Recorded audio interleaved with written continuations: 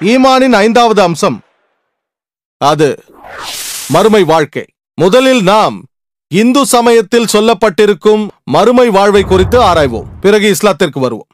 ஒரு சாமானிய இந்து அல்லது அநேக இந்துக்கள் அவர்களால் சம்சாரா என்று அழைக்கப்படும் வாழ்வு, மரணம், மறுவாழ்வு, மரணம், மறுவாழ்வு என்கிற சுழற்சி வாழ்க்கையை நம்புகிறார்கள். அதை அவர்கள் மறுபிறவி என்றும், அதாவது ஆன்மாவின் இடநிலை மாற்றம் என்றும் அழைக்கிறார்கள். மேலும் சம்சாரா எனப்படும் இந்த தத்துவம் மக்கள் மத்தியில் அறியப்படுவது என்னவென்றால், சமய அறிஞர்கள் பல பேர் கடவுள் எப்படி நீதி தவறியவனாக இருப்பான், அதாவது சில மனிதர்கள் செல்வந்தர்களாக பிறக்கிறார்கள், சில மனிதர்கள் ஏழைகளாக பிறக்கிறார்கள், சில மனிதர்கள் ஆரோக்கியம் உள்ளவர்களாகவும் சிலர் நோயாளிகளாகவும், இதனால் கடவுள் நீதி தவறியவனாக இருக்க முடியாது. அதற்காகத்தான் இந்த தத்துவத்தை கொண்டு வந்தார்கள். பகவத்கீதையின் வசனத்தை அடிப்படையாக வைத்து அத்தியாயம் 2 வசனம் 22 அது சொல்கிறது, எப்படி ஒரு மனிதன் பழைய ஆடைகளை கழற்றிவிட்டு புது ஆடைகளை உடுத்திக் கொள்கிறானோ, அதே போல் ஆன்மாவும் லௌகீக உடலை, அதாவது பழைய உடலில் இருந்து புது உடலுக்கு மாறுகிறது. பிரஹதாரண்யக உபனிஷதத்தில் இதே போல் ஒரு செய்தி உள்ளது. பகுதி 4 அத்தியாயம் 4 வசனம் 3 அது சொல்கிறது, ஒரு கம்பளிப்பூச்சியானது ஒரு புல்லின் மீது ஏறிய பிறகு புது புல்லின் மீது தாவுவது போல் ஆன்மாவும் ஒரு உடலை விட்டு இன்னொரு உடலுக்கு தாவுகிறது. அதனால் பகவத்கீதை மற்றும் உபனிஷதங்களின் அடிப்படையில் இந்து சமய அறிஞர்கள் சம்சாரா எனும் இந்த தத்துவத்தை, அதாவது மறுபிறப்பின் சுழற்சியை முன்வைக்கிறார்கள். மேலும் கர்மம் என்னும் கொள்கையில் நம்பிக்கை வைக்கிறார்கள். அதாவது கர்மம் உடல் செய்யும் காரியம் மட்டுமல்ல, ஆன்மாவுக்கும் அதில் பங்கு உண்டு என்கிறார்கள். எதை விதைக்கிறாயோ அதையே அறுவடை செய்வாய் என்ற தத்துவத்தின் அடிப்படையில் இந்த கருத்தை அவர்கள் முன்வைக்கிறார்கள். தர்மத்தின் மீதும் நம்பிக்கை வைக்கிறார்கள். தர்மம் என்றால் செயல்கள், நற்செயல்கள். நீ வாழ்க்கையை எப்படி வாழுகிறாய், குடும்ப வாழ்க்கை, சமுதாயத்தில் எப்படி வாழுகிறாய், செயல்கள் நல்லதாக இருந்தால் நல்ல கர்மமாகும். மோட்சத்தின் மீதும் நம்பிக்கை வைத்திருக்கிறார்கள். அதாவது நிர்வாணா, வாழ்வு, இறப்பு, மறுபிறப்பு என்கிற சுழற்சி வாழ்விலிருந்து முக்தி நிலை. உங்கள் நற்செயலில் இருந்து மறுபிறப்பு இல்லாமல் போனால் நீங்கள் மோட்சத்தை அடைவீர்கள். ஆகவே இந்த தத்துவம் சொல்வது என்னவென்றால், ஒரு மனிதன் குறை உள்ளவனாக பிறந்தாலோ நோயாளியாக பிறந்தாலோ அதற்கு காரணம் அவனது முற்பிறவியில் அவன் செய்த தீய செயல்கள் என்று கூறுகிறார்கள். இந்த தத்துவத்தின் கோட்பாடு கடவுள் நியாயமற்றவனாக இருக்க முடியாது என்று கூறுகிறது. ஆனால் வேதங்களை படித்தீர்களே ஆனால் அதில் எந்த இடத்திலும் பிறப்பு, இறப்பு, மறுபிறப்பு என்ற சுழற்சி வாழ்க்கையை பற்றி கூறப்படவில்லை. வேதங்களில் சம்சாரா என்னும் தத்துவம் எங்குமே தென்படவில்லை. ஆனால் புனர்ஜென்மத்தை பற்றி கூறப்பட்டுள்ளது. புனர் என்றால் சமஸ்கிருதத்தில் அடுத்தது என்று பொருள். ஜென்மம் என்றால் பிறப்பு. புனர்ஜென்மம் என்றால் அடுத்த பிறவி அல்லது அடுத்த வாழ்வு என்று பொருள். புனர்ஜென்மத்திற்கு சரியான மொழிபெயர்ப்பு அடுத்த வாழ்க்கை ஆகும். அதற்கு வாழ்வு மரணம், வாழ்வு மரணம் என்பது பொருள் அல்ல. வாழ்வு மரணத்தின் சுழற்சியும் அல்ல. புனர்ஜென்மத்தை சமஸ்கிருதத்தில் இருந்து ஆங்கிலத்திற்கு மொழிபெயர்த்தால் அடுத்த வாழ்க்கை என்று பொருளாகும். மறு வாழ்க்கையை ஏற்றுக்கொள்வதில் வேதங்களுக்கு பிரச்சனையே இல்லை. மேலும் வேதங்களை படித்தீர்களே ஆனால் ரிக்வேதம் புத்தகம் 10 வேதவரி 16 மந்திரங்கள் 4 மற்றும் 5 மறுவாழ்வை குறித்து கூறப்பட்டிருக்கிறது. அது மறுவாழ்வை பற்றி கூறுகிறது. ஆனால் வாழ்க்கை மரணம் என்ற சுழற்சியை பற்றி கூறவில்லை. வேதங்கள் சொர்க்கத்தை பற்றியும் கூறுகிறது, வர்ணித்தும் உள்ளது. அங்கு பாலாரும் தேனாரும் ஓடுகிறது, பல வகையான கனிகளும் உள்ளது என்றும் அமைதி இருக்கும் என்றும் நிறைய இடங்களில் கூறப்பட்டிருக்கிறது. அதர்வன வேதம் புத்தகம் 2, அதர்வன வேதம் புத்தகம் 4, புத்தகம் 6, ரிக்வேதம் புத்தகம் 10 நிறைய இடங்களில். மேலும் ரிக்வேதம் நரகத்தை பற்றியும் கூறுகிறது, வர்ணித்தும் உள்ளது. தீப்பிழம்பு அங்கு தண்டனை அளிப்பதற்காக எரிந்து கொண்டிருக்கும் என்று கூறுகிறது நிறைய இடங்களில் ரிக்வேதம் புத்தகம் 4. ஆகவே சொர்க்கம் நரகம் என்ற கோட்பாடு இருக்குமே ஆனால் ஒரு மனிதன் இறந்த பிறகு அவனுக்கு பரிசோ தண்டனையோ இருக்கும் பொழுது அவன் எதற்காக இந்த உலகத்திற்கு மறுபடியும் வர வேண்டும்? ஆகவே வேதங்களை பொறுத்தவரையில் அவைகள் ஒரே ஒரு மறுவாழ்வை நம்புகின்றன. அதன் பிறகு நீங்கள் செய்த காரியங்களை பொறுத்து ஒன்று நீங்கள் சொர்க்கத்திற்கு செல்வீர்கள் அல்லது நரகத்திற்கு செல்வீர்கள். அநேக இந்துக்கள் நம்புவது போல பிறப்பு, இறப்பு, மறுபிறப்பை வேதங்கள் ஏற்றுக்கொள்ளவில்லை.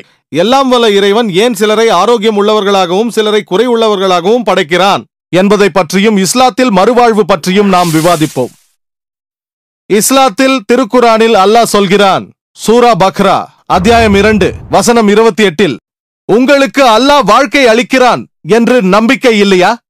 வாழ்வு இல்லாத போது அவன் உங்களை மரிக்கச் செய்கிறான், மீண்டும் அவர்களுக்கு வாழ்வை அளிக்கிறான், அவனிடமே அவர்கள் திரும்புகிறார்கள். அல்லாஹ் சூரா முல்கில் சொல்கிறான், அத்தியாயம் 67 வசனம் 2, இறைவன் வாழ்வு இறப்பு இரண்டையும் படைத்தான் மனிதனின் செயலை பரிசோதிப்பதற்காக. சூரா ஆல இம்ரானில் அல்லாஹ் சொல்கிறான், அத்தியாயம் 3 வசனம் 185, ஒவ்வொரு ஆத்மாவும் மரணத்தை சுவைத்தே தீரும், ஆனால் அதன் முடிவானது இறுதி தீர்ப்பன்று தீர்மானிக்கப்படும். யார் நரகத்தை விட்டு அகன்று சொர்க்கத்தில் நுழைகிறார்களோ அவர்கள் இந்த வாழ்வின் லட்சியத்தை அடைந்து விட்டார்கள். ஏனெனில் இந்த உலக வாழ்க்கை அற்பமே அன்றி வேறொன்றும் இல்லை. ஆகவே இஸ்லாத்தில் மனித வாழ்க்கை என்பது இவ்வுலகில் ஒரே ஒரு முறைதான் வர முடியும். இந்த வாழ்வு மறு வாழ்க்கைக்கு ஒரு சோதனையாகும்.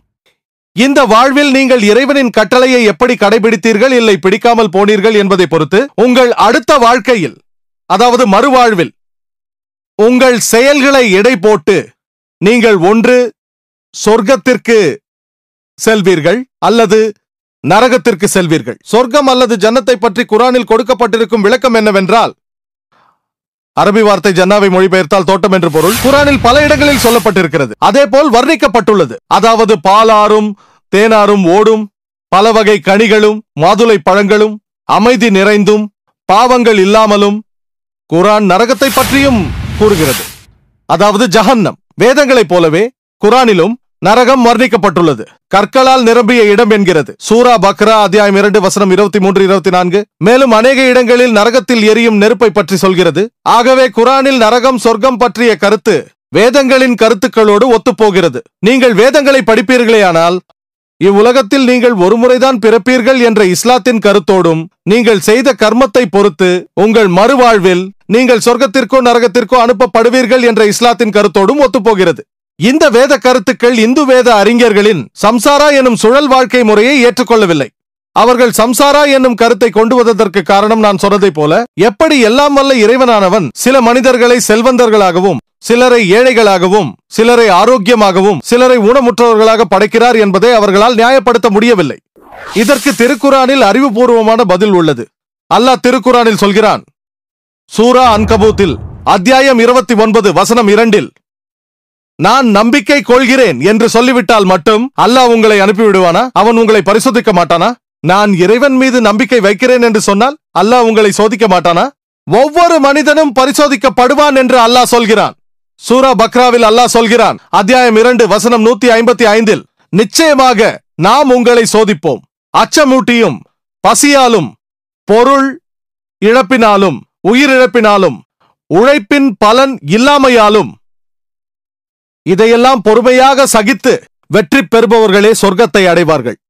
எல்லாம் வல்ல இறைவன் உங்களை சோதிப்பான். பசியால், அச்சத்தால், உடைமைகளின் இழப்பால், ஆரோக்கியத்தால், பல விஷயங்களில். சூரா அல் அன்ஃபாலில் அல்லாஹ் சொல்கிறான், அத்தியாயம் 8 வசனம் 28, உங்கள் சொத்துக்களும் உங்கள் வாரிசுகளும் இறைவனின் சோதனையாகும் என்று சொல்லப்பட்டிருக்கிறது.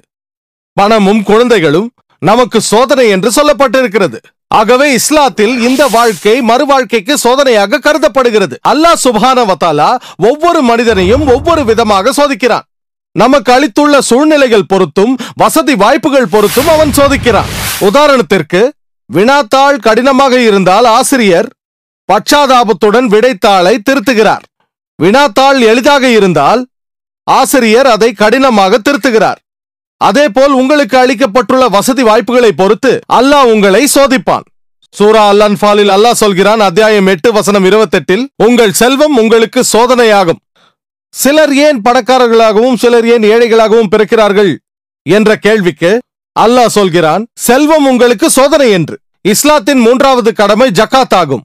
ஒவ்வொரு செல்வந்தரும் தனது சேமிப்பில் அதிகபட்சமாக 85 கிராம் தங்கம் வைத்திருந்தால் அதிலிருந்து ஏழை வரியாக, அதாவது ஜகாத்தாக ஒவ்வொரு ஆண்டும் 2.5% கொடுக்க வேண்டும். ஒருவேளை சில பணக்காரர்கள் மட்டுமே வரியை செலுத்தலாம், அதாவது 2.5% தர்மமாக செலுத்தலாம். அநேகர் அதில் ஒரு பகுதியை தான் செலுத்துகிறார்கள். தர்மத்தில் அவர்களுக்கு குறைந்த மதிப்பெண் தான். சிலர் கொடுக்கவே மாட்டார்கள், அவர்களுக்கு 0 தான். அதேபோல் ஒரு ஏழை 85 கிராம் தங்கத்திற்கும் குறைவாக வைத்திருப்பவன், அவன் ஜகாத் கொடுக்க தேவையில்லை, அவனுக்கு முழு மதிப்பெண் கிடைக்கிறது. நாம் நினைக்கிறோம், பெச்சாரா கரீப் ஆத்மி, ஏழை மனிதன்